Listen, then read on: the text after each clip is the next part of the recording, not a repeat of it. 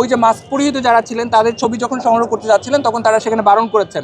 একটা ফুটেজ আমরা এই মুহূর্তে হাতে পেয়েছি, যারা মোটরসাইকেলে যাচ্ছিলেন ওসমান হাদি ভাইয়ের পাশ দিয়ে, সেখানেও আমরা এই দুজন ব্যক্তিকে দেখেছি। একটা গুলি জাস্ট কানের নিচ দিয়ে বরাবর বিদ্ধ হয়ে মাথায় আটকে গিয়েছে, এটা আশঙ্কা করা যাচ্ছে। আর দুইজনকে সন্দেহের আমরা ফুটেজটা এই মুহূর্তে দেইনি আপনাদেরকে, আমাদের কাছে ফুটেজটা আছে, আমরা প্রশাসনকে দিয়েছি।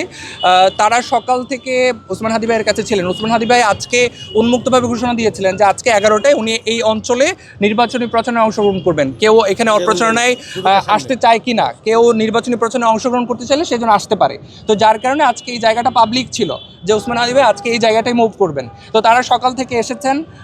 যারা সাথে ছিলেন প্রত্যক্ষদর্শী তারা বলেছেন যে যেহেতু তারা পিআর টিমের সদস্য, সাথে যারা ছিলেন, পিআর টিম মিনস হচ্ছে মানে ওসমান হাদি ভাইয়ের প্রচারণার ফুটেজ সংগ্রহ করা বা এই ডকুমেন্টারি তৈরি করা, এই ধরনের কাজগুলো তারা করে থাকেন। তো তারা স্বাভাবিকভাবেই সবার ছবিগুলো সংগ্রহ করার চেষ্টা করেন। যখন ওই যে মাস্ক পরিহিত যারা ছিলেন তাদের ছবি যখন সংগ্রহ করতে যাচ্ছিলেন তখন তারা সেখানে বারণ করেছেন যে ছবিটা সংগ্রহ করা যাবে না, এবং সকাল থেকে তারা সন্দেহভাজনভাবে চলাফেরা করছিলেন। একজন পাঞ্জাবি পরিহিত ছিলেন, আরেকজন কোট পরা ছিলেন, শুট কোট পরা ছিলেন। তো তারা আবার হচ্ছে মোটরসাইকেলে যাওয়ার যে ফুটেজটা আমরা পেয়েছি, একটা ফুটেজ আমরা এই মুহূর্তে হাতে পেয়েছি, যারা মোটরসাইকেলে যাচ্ছিলেন ওসমান হাদি ভাইয়ের পাশ দিয়ে, সেখানেও আমরা এই দুজন ব্যক্তিকে দেখেছি। এবং আরও সন্দেহের জায়গা হচ্ছে জুমার নামাজ আজকে, সেখানে এই জুমার নামাজের সময় পর্যন্ত সবাই জুমার নামাজে গিয়েছে। ওসমান হাদি ভাইয়ের সাথে যারা ছিল তারাও জুমার নামাজে গিয়েছে, বাট তারা দুইজন জুমার নামাজে যায়নি। মসজিদের বাহিরে তারা অপেক্ষা করছিল, ওসমান হাদি ভাইয়ের গতিবিধি খেয়াল করছিল। তো এরকম অনেকগুলো কারণ আছে তাদেরকে সন্দেহ করার। আর কিন্তু তারা যে এইভাবে মানে গুলি করবে এটা তো আসলে কখনো কারো মানে আশঙ্কার মধ্যে আসেনি। এটা তো ঘটনা ঘটার পরে না আমরা স্বাস্থ্যের সর্বশেষ অবস্থা আমরা ওইখানে ইমার্জেন্সিতে দেখে আসছি, এবং তাকে প্রথম বলা হয়েছে যে তার ব্রেন কাজ করছে না, পালস পাওয়া যাচ্ছিল না, বাট সর্বশেষ অবস্থা অনুযায়ী আমরা এটা জেনেছি যে ওনার পালসটা পাওয়া গেছে, এবং ডাক্তার বলেছেন যে একেবারে আশঙ্কা মুক্ত না, তবে মোটামুটি পালস পাওয়া যাওয়াতে ওনারা আশা দেখছেন যে ইনশাআল্লাহ। কয়টা গুলি লেগেছে বলে? একটা গুলি জাস্ট কানের নিচ দিয়ে বরাবর বিদ্ধ হয়ে মাথায় আটকে গিয়েছে, এটা আশঙ্কা করা যাচ্ছে আর কি। যিনি সাথে মাথা চেপে ধরে হাসপাতালে নিয়ে গিয়েছিলেন উনি বললেন যে গুলিটা কানের নিচ বরাবর ঘাড়ে বিদ্ধ হয়ে গুলিটা আটকে আছে। এটা হাদি ভাই যেভাবে বাংলাদেশের পক্ষে উচ্চকিত কণ্ঠে কথা বলে গিয়েছেন, ভারতীয় আগ্রাসন এবং ভারতীয় আধিপত্যবাদের বিরুদ্ধে যেভাবে সবসময় উচ্চকিত কণ্ঠ ছিলেন, তারই ধারাবাহিকতায় ভারতীয় যেই এজেন্সিগুলো আছে সেখান থেকেও হতে পারে, অথবা যে কোনো রাজনৈতিক প্রতিহিংসার কারণেই হতে পারে, যেটার মানে ডেপথ মানে এই শত্রুতার জায়গাটা অনেক গভীরে।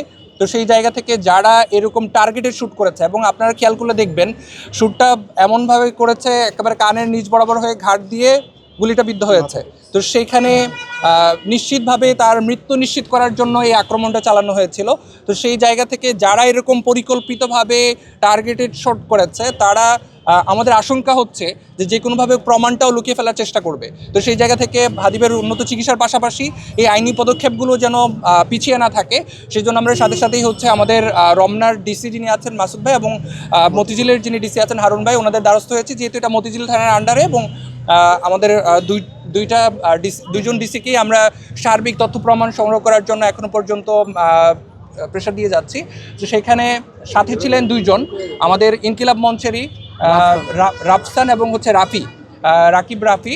তো এই যে তারাই মূলত হচ্ছে হাদি ভাইকে গুলিবিদ্ধ হওয়ার পরে হাসপাতালে নিয়ে গেছেন। আপনারা রিক্সার মধ্যে যেই ছবিটা দেখেছেন, যেই হাদি ভাইকে যেই দুইজন ধরে রেখেছে তারা হচ্ছে একজন রাফসান আর একজন রাফি। তো তাদেরকে আমরা এখানে নিয়ে আসছি, এবং এখন ডিসি পল্টনের যিনি ডিসি আছেন হারুন মতিঝিল, তো মতিঝিলের ডিসি হারুন ভাইয়ের সাথে ওনারা আছেন, সরাসরি প্রত্যেকটা জায়গা ভিজিট করছেন। সকাল থেকে হাদি ভাই কোন কোন জায়গায় ছিলেন, কোন কোন জায়গা থেকে ওনারা প্রচারণা চালিয়েছেন, ওই যে সন্দেহভাজন যেই দুইজন, একজন হচ্ছে দুইজনেই মাস্ক পরা ছিলেন, সারাদিনই তারা দুজন মাস্ক পরা ছিলেন, এবং তারা তাদের নিজেদের ছবি তুলতেও নিষেধ করেছেন। ওই দুজনের ছবি আমাদের কাছে আছে, বাট তদন্তের স্বার্থে এবং আমরা এই মুহূর্তে নিশ্চিত না হওয়া পর্যন্ত, কারণ হঠাৎ করে সন্দেহভাজনভাবে ভিন্ন কেউ এখানে চলে আসলে তার লাইফ এটা থ্রেটেনিংয়ের মধ্যে পড়ে যাবে। তো সামগ্রিক আমরা প্রশাসনকে বলে যাচ্ছি যে সরাসরি গুলিটা যেই জায়গায় বিদ্ধ হয়েছে, এই যে আমরা যে অন স্পটে আছি এই জায়গায় সিসিটিভি ফুটেজ সংগ্রহ করে যদি নিশ্চিত হওয়া যায় যে সকাল থেকে যারা এরকম সন্দেহভাজন বিভিন্ন ধরনের বিহেভিয়ার তারা শো করছিলেন, যদি তারা হয় তাহলে তাদেরকে খুব দ্রুত সময়ের মধ্যে গ্রেপ্তার করে এবং আইনের